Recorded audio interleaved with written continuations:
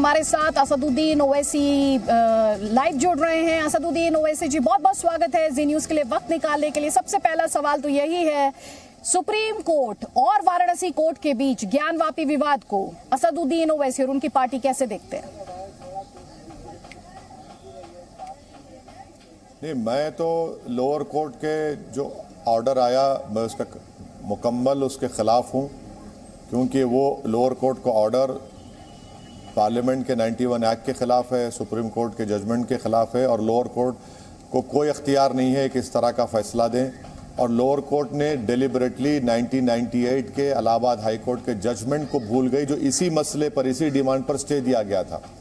तो इसीलिए हम उम्मीद करते हैं कि सुप्रीम कोर्ट जब दोबारा कल सुनवाई करेगा तो एक मुकम्मल स्टे दे देगा लोअर कोर्ट के उस सर्वे के ऊपर, तमाम चीज़ों के ऊपर, क्योंकि वो गलत है, बिल्कुल ऑर्डर गलत है। वो लोअर कोर्ट का अनफेयर ऑर्डर है। वो मुस्लिम पक्ष को बगैर आप सुने, बगैर सर्वे कमीशन रिपोर्ट दिए, आपने अदर साइड को वो गए और आपने एप्लीकेशन को एक्सेप्ट कर लिया। कि दुनिया में कौन सी अदालत में ऐसा होता है कि इतना बायस, इतना अनफेयर तरीके से कोई फैसला देता है? दो पार्टीज हैं, कोर्ट अपॉइंट करता है सर्वे कमिश्नर को, रिपोर्ट भी नहीं देता, और एक दूसरी पार्टी दौड़ती जाती है और जज साहब तैयार बैठे हैं और ऑर्डर दे देते हैं। ये इंसाफ है? ये तो इंसाफ तो नहीं है ये, बल्कि ये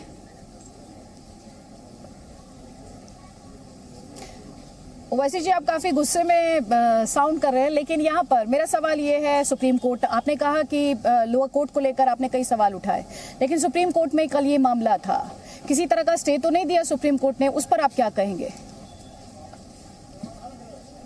नहीं, सुप्रीम कोर्ट का जो ऑर्डर आया मैडम, हम तो उम्मीद कर रहे थे कि सुप्रीम कोर्ट कंप्लीट स्टे दे देगा, तो इस मानों में थोड़ा हमको डिसअपॉइंटिंग लगा। बट सुप्रीम कोर्ट ने तो ये भी कहा कि 20 मुसलमान नहीं बल्कि पूरे मुसलमान हमेशा नमाज पढ़ते जाकर नमाज पढ़ेंगे, और जो रिलीजियस ऑब्जर्वेंसेस है मुसलमानों के, उसको रोक टोक नहीं लगाई जाएगी।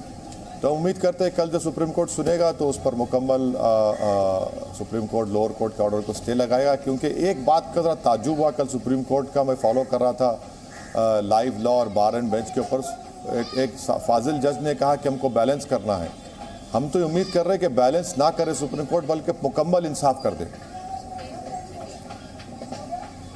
आपने बैलेंस कर रहा है, ये इंपॉर्टेंट पॉइंट कल भी जो प्रोसीडिंग्स रहे उसमें देखने को मिला। थोड़ी देर पहले आपने कहा कि आप थोड़े से डिसअपॉइंट हुए, लेकिन जो आपके विरोधी हैं वो यही कह रहे हैं कि लोअर कोर्ट को लेकर आप सवाल पूछ रहे थे, सुप्रीम कोर्ट मुस्लिम पक्ष जाता है, लेकिन वहां से भी किसी तरह की राहत नहीं मिल पाई। आपने ये कहा कि जो रिस्ट्रिक्शंस थी नमाज को लेकर वो हटा दी गई, लेकिन ओवरऑल अगर कल की प्रोसीडिंग्स की बात करूं, जिसमें यह भी कहा गया कि वजूखाने को सील किया जा सकता है, उसे संरक्षित करने की बात कही गई, इसके अलावा 19 मई की डेट डिसाइड की गई।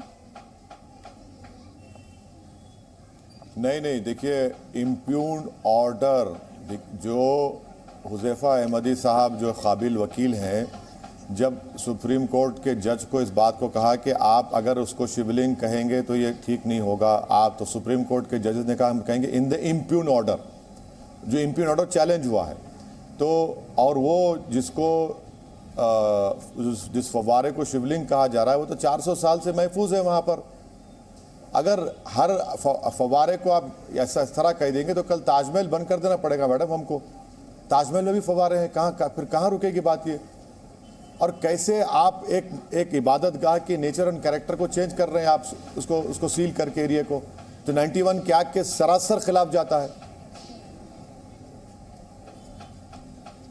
ठीक है, आप बार बार 1991 एक्ट की बात कर रहे हैं, लेकिन असदुद्दीन ओवैसी जी, लोअर कोर्ट ने शिवलिंग की बात कही थी और उस स्थान को संरक्षित करने की और लोगों के प्रवेश को वर्जित करने की बात कही थी। कल सुप्रीम कोर्ट ने भी इस चीज पर एक तो किसी तरह की पाबंदी नहीं लगाई, उन्होंने उसे संरक्षित करने की ही बात कही, और यहाँ पर भी हम शिवलिंग की ही बात कर रहे हैं, आप फव्वारे की बात कर रहे हैं। ये जो क्लैश है, आप उस पर और क्या कहना चाहेंगे?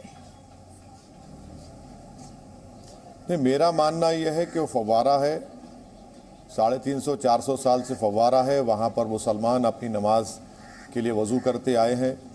और अगर ये आर्गुमेंट संघ परिवार देगी कि हर फव्वारा उनके लिए एक इबादत की बराबर चीज़ है, तो फिर कोई फव्वारे नहीं बचेंगे। फिर मैं तो मिसाल दे रहा हूँ ताजमहल की, ताजमहल को बंद कर देना पड़ेगा फिर, अगर ये इनका आर्गुमेंट रहेगा तो।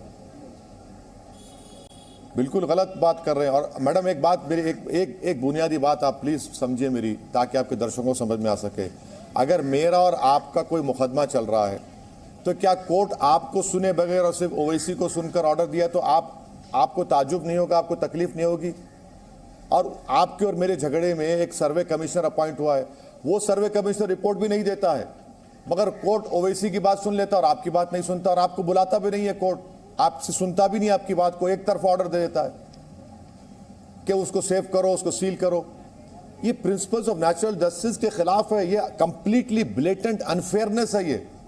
इसीलिए मैं उस लोअर कोर्ट के ऑर्डर चाहता हूं कि सुप्रीम कोर्ट उस पर कंप्लीट स्टे लगाए। ओवैसी जी, आप चाहते हैं कि सुप्रीम कोर्ट इस पर स्टे लगाए, लेकिन जब आप मुझसे ये कह रहे थे कि आप असदुद्दीन ओवैसी को सुना जाए, मुझे ना सुना जाए, लेकिन अगर मुझे देश की सर्वोच्च अदालत में सुना जाए, मुझे अपनी बात देश की सर्वोच्च अदालत में रखने का मौका दिया जाए और मेरी दलीलों को देश की सर्वोच्च अदालत सुने, and I am a believer in constitution, तो क्या मुझे कोर्ट के फैसले का इंतजार नहीं करना चाहिए कुछ भी कोर्ट पर सवाल उठाने से पहले या सवाल पूछने से पहले? मैं आपने मुझसे सवाल किया था लोअर कोर्ट का, तो मैंने आपसे कहा कि लोअर कोर्ट का फैसला गलत है, मैं इसको गलत मानता हूं, वो सुप्रीम कोर्ट के जजमेंट के खिलाफ है, 1991 के एक्ट के खिलाफ है। लोअर कोर्ट का जो फैसला गलत है और उम्मीद करते हैं कि सुप्रीम कोर्ट एक कंप्लीट स्टे दे देगा, कंप्लीट जस्टिस कर देगा कल जब सुनवाई होगी इसकी।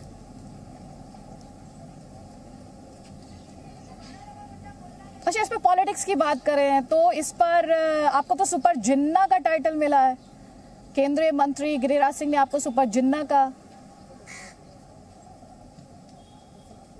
ऐसा ना मैडम, वो महाशय को दिन में भी तारे नजर आते, दिन में भी उनको जिन्ना जिन्ना याद आता, रात में भी वही पाकिस्तान नजर आता। मुझे तो ना जिन्ना याद है ना मुझे पाकिस्तान से कोई मतलब रहा है। अब मेरे को नहीं मालूम कि उनको जिन्ना की तस्बीह पढ़ने की क्या आदत हो गई है। शायद उनको पेट में उनका दर्द या रात में नींद आती है, उनको अच्छी नींद आती है जब पाकिस्तान का नाम ले। हमको तो कभी मतलब था ही नहीं पाकिस्तान से ना जिन्ना से, तो उनसे ही पूछ लीजिए कि क्या उनको साइकोलॉजिकल प्रॉब्लम है।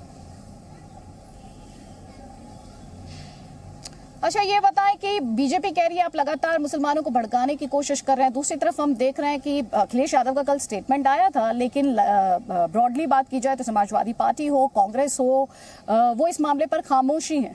तो क्या मुसलमानों के लीडर के तौर पर जो जगह एक लीडर को नहीं मिल पाई है, उस जगह के लिए आप लड़ रहे हैं? तो आपके सवाल के दो हिस्से हैं। पहला हिस्सा यह है कि बीजेपी मुझ पर इल्ज़ाम लगा रही है, क्या इन पिटिशनरों का ताल्लुक संघ परिवार से नहीं है? संघ कह दे कि हमारा इनसे ताल्लुक नहीं है। क्या ये बात सच नहीं है कि जी टीवी के ऊपर आपने इंद्रीश कुमार का स्टेटमेंट दिलाया जो इन पिटिशनर के डिमांड की तायीद कर रहे थे? तो क्या इंद्रीश कुमार कौन सी ऑर्गेनाइजेशन से ताल्लुक है उनका? वो आरएसएस के एक जिम्मेदार है ही नहीं है। और आपके दूसरे सवाल का जवाब यह है कि कांग्रेस और समाजवादी, आप, आम आदमी पार्टी, बीएसपी, ये सब पार्टीज खामोश बैठी हुई हैं, तो इनको कभी मतलब रहा ही नहीं मुसलमानों से।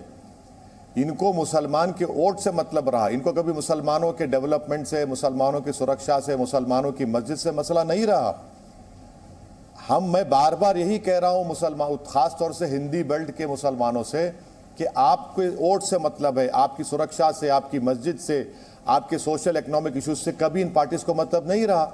इसीलिए आज आप देख रहे हैं कि वो गूंगे, अंधे और बहरे बनकर बैठे हैं।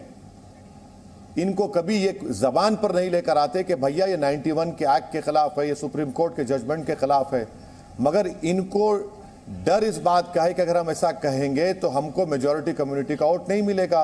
उनको मालूम कि मुसलमान को डराओ और उनका वोट हासिल करो। मगर अब मुसलमान बाशोर हो चुका है, मुसलमान देख रहा है कि जिसको इल्ज़ाम लगाते थे वही पुकार कर मस्जिद के तहफ़्फ़ुज़ में, संविधान के सुरक्षा के लिए, संविधान की अजमत के लिए बोल रहा है।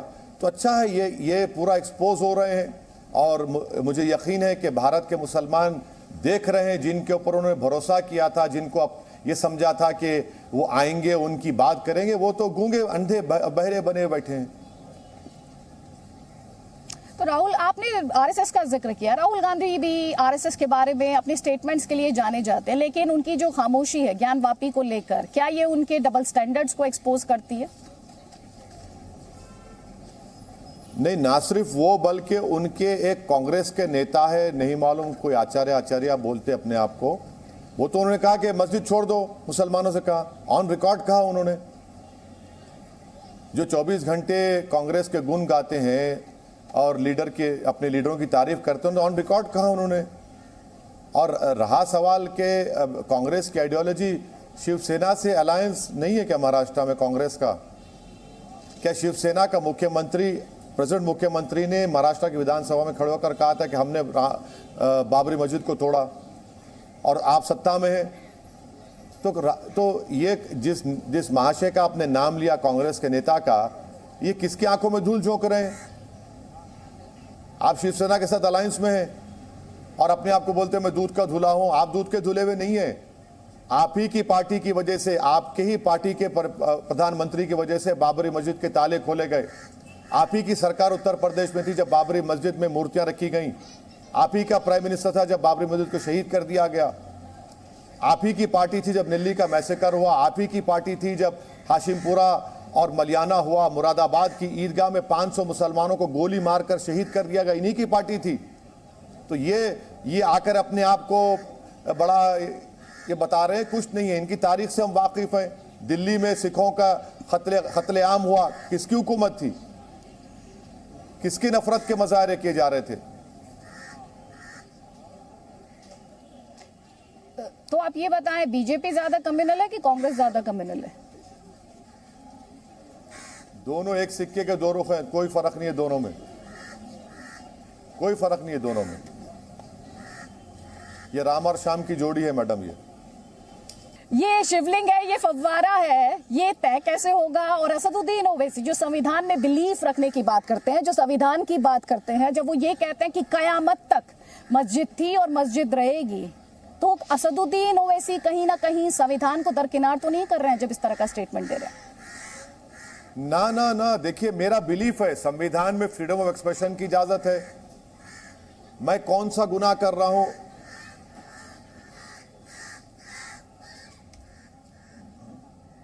कुछ आवाज आ गई बीच में मैडम। तो ये शिवलिंग है या फव्वारा है, कैसे डिसाइड होगा? आपने सवाल का जवाब नहीं दिया।